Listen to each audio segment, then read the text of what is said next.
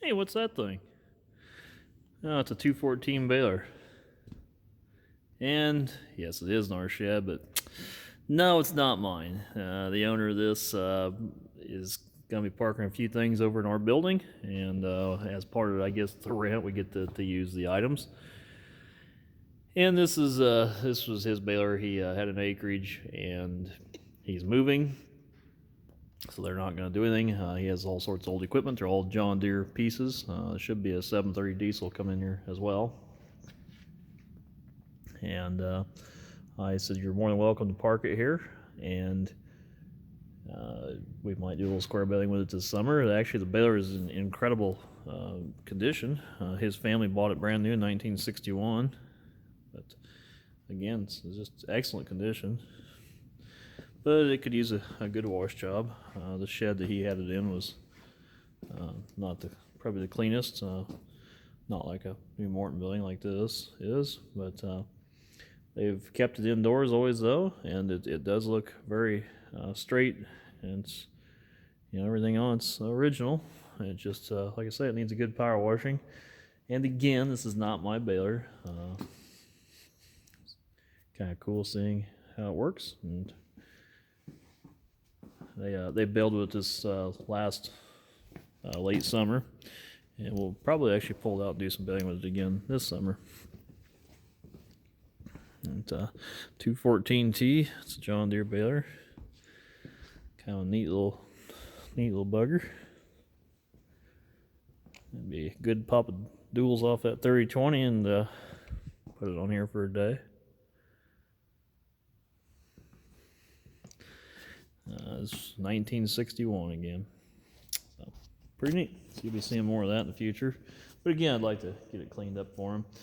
He's got the 730 diesel. It's going to be coming over next. I guess, our handshake agreement was we can use the tractor for him, allowing it to store it at our property. So, really like the guy, good friends with him, and we're going to help him in any way possible. And we get something out of it too. There's your crankshaft down there. Pretty cool. Here's some old wagons that we've had back in the shed here. It's got John Deere undercarriages on them. They are Hyder wagons, which was made in Carroll, Iowa. That's a good little wagon. It holds about 160 bushel. So I guess this corner of the shed's going to become our antique division. We got these big 870 R38 duals here, which are going to get painted yellow. These are made by a company called Wold Wheel, and the International and John Deere use the same wheel. This was off our 8120, the hardware kit. We're actually exchanging that for the John Deere hardware kit through Wold, and they've agreed to basically do a trade swap, and we're going to get that done, and we'll go ahead and get those duals put on that 9870. There's two of these wagons. They both have John Deere gears. This wagon here, you can see, had some like red uprights at one time, and this one was green. I would prefer maybe to paint these green someday. But they're good little wagons, especially if you're going to do like a shingle house or something. You can always take the back out of them, use them for a little barge wagon. And there's that Van Brunt drill, which you guys saw in last spring's video. And these wagons and this drill were actually all part of a old video I did a long time ago of a farm we'd purchased, and there was a old equipment tour. So there you go. Anyway, right behind me, I had been talking about my last video. I guess I should say I talked about controllers and controller compatibilities. And that video was for educational purposes, in case anybody's just cruising through YouTube trying to figure out how the heck to hook this stuff up. And hopefully I was able to answer those questions in that. This planter originally came out, wiring harness here, and there's another one identical to this on the other side here. Then went to this plug, and this was a 350 monitored planter, because this planter was 2005, so either it was a Seed Star 1 or a 350. And so this went together, and the other went together. It went to Y, and it went up to 350 monitor. Now they've added this controller, just sat it here, and then it goes down and it ties into here, and this tree branches and goes up into this harness and this harness, which go to the rate controller, which the rate controller then runs these ag leader clutches, and they're a 12 volt clutch, electric clutch, individual row shutoffs. So the green rate controller, or the green controller, I should say, that's on here now is incompatible with anything 4640 display or the 4600 display. It's in the like 8400R. So if I plug that 8400R into this planter, it's not even going to work.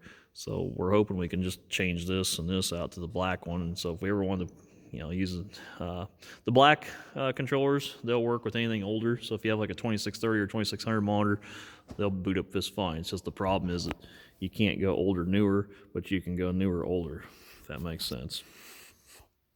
If not, throw it in the comments below. Now this planter is actually quite good shape, and before you watch the channel and criticize, because there are some people, and yes, it's sad I'm having to have a disclaimer here, really sad, but there are some people that watch this channel that absolutely hate me and spitefully hate me. So anyway, before they criticize, we bought a Kinsey planter last year, it was a little 6-row-11. We actually sold that planter and made quite a bit of money on it. So we did quite well with it. And then we went out with a search of finding another 1223, which I put in the video this winter that this was ours on the dealer lot. And they fine delivered it because the roads are straight. But it's a 2005 1790 1223. And it's got a liquid tank up here. That is a factory deal, and there's the pump. So it's those are going to come off. So between the sale of that liquid stuff and what we sold the little Kinsey for, really we didn't pay any money for this planter. I mean, the bottom line is we own the planter. All said and done, this planter here, the way it's sitting right now, was around $32,000. Anyway, one of the reasons I wanted this planter was because of the price, and number two was because of how it was set up. It was a one-owner planter. The guy had converted it over to the Seedstar 2, as I just showed. They have spent all the money on the individual row clutches, and they're not the air ones. They're an electric one. These wheels here, they're called Martin RID tires. That's reduced inner diameter. And those are really good. They don't compact your seed wall trench so bad. And they've done all the arms here. They're all new.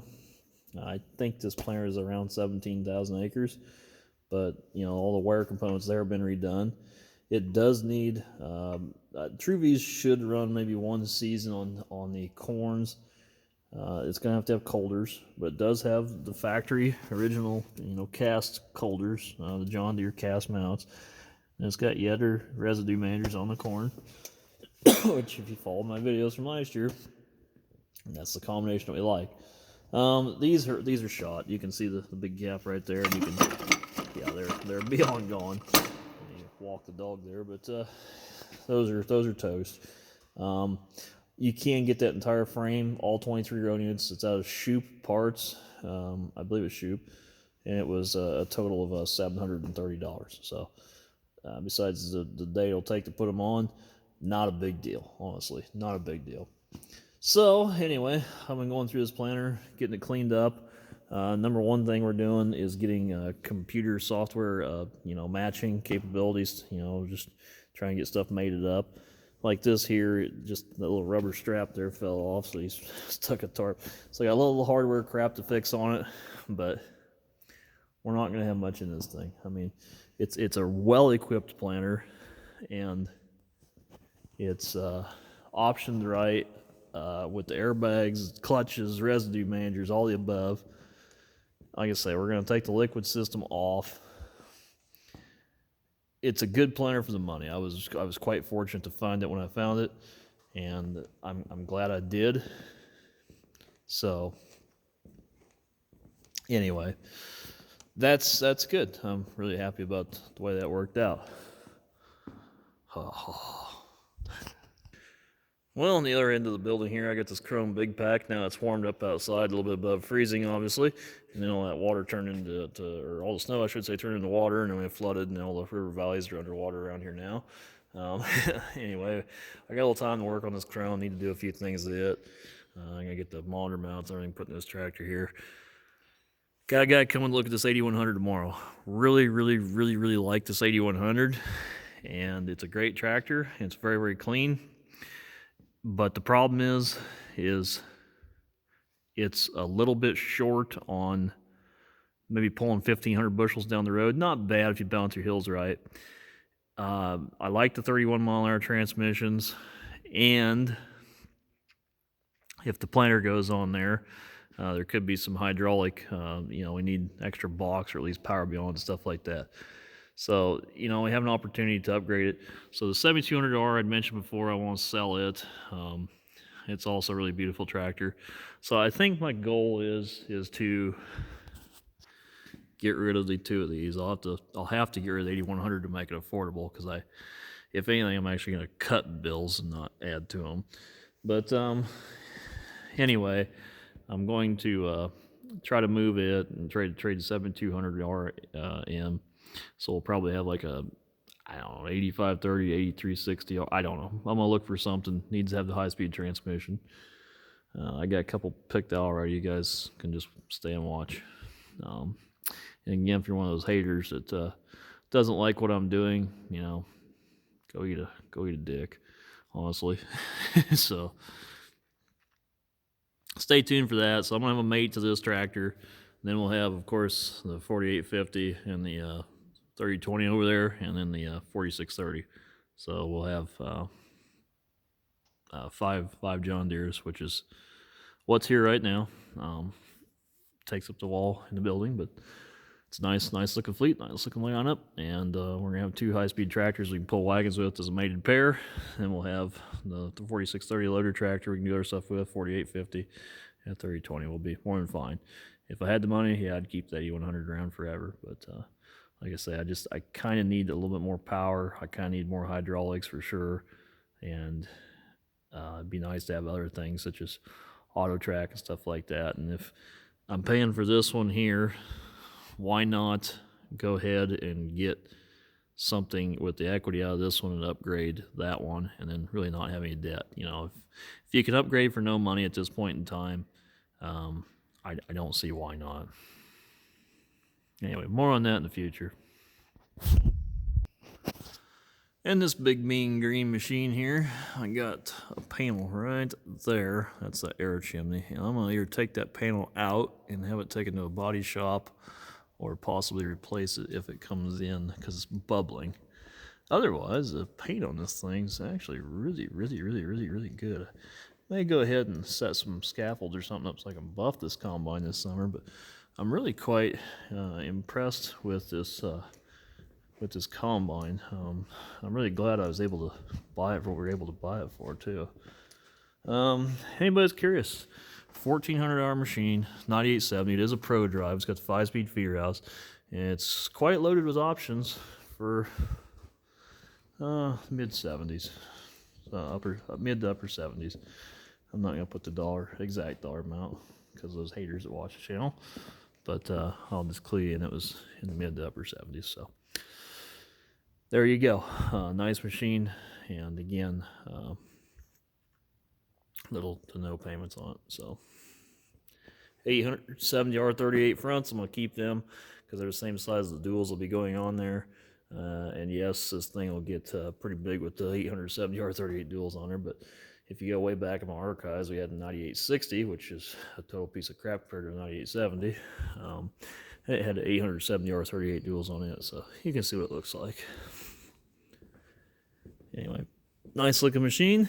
Here's the disc mower. Again, if you're a regular follower, you probably saw where I talked about converting into 1,000 shaft. We finally got that big pulley pulled off there. And that pulley's kind of an oddity. It's about an inch offset hub, and to go, that's I think an 8-inch pulley down there to go to a true 1,000. we'd have to have like a 7.5 up here and an 8 down there.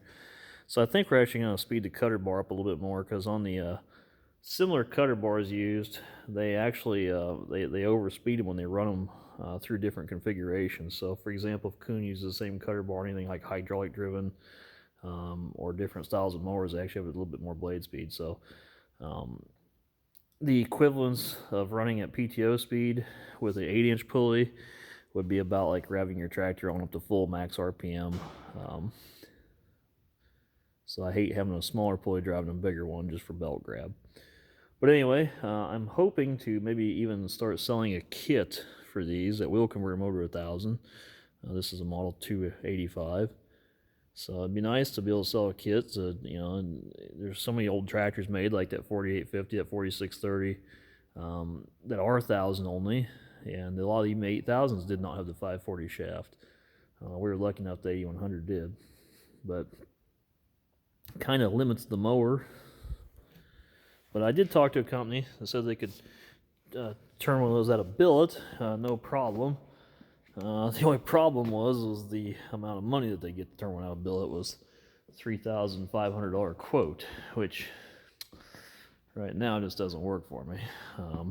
And honestly, I don't know if we had $10 corn, if $3,500 for a freaking 80-inch pulley would really work for me. So anyway, I'm looking for somebody that'll do it a little cheaper, but yeah, good mower. Excited to the hay year, or the hay season coming up. I gotta go pick up steel tomorrow for the that big bale trailer I'm gonna build. I am looking for another mower. I don't even know what it's gonna be yet. I kind of feel like there's been enough other BS to deal with this year that I have just not had enough time to get things done like I would like. And anyway, yeah, the International Combine's still in here. One of you guys needs to take this thing home.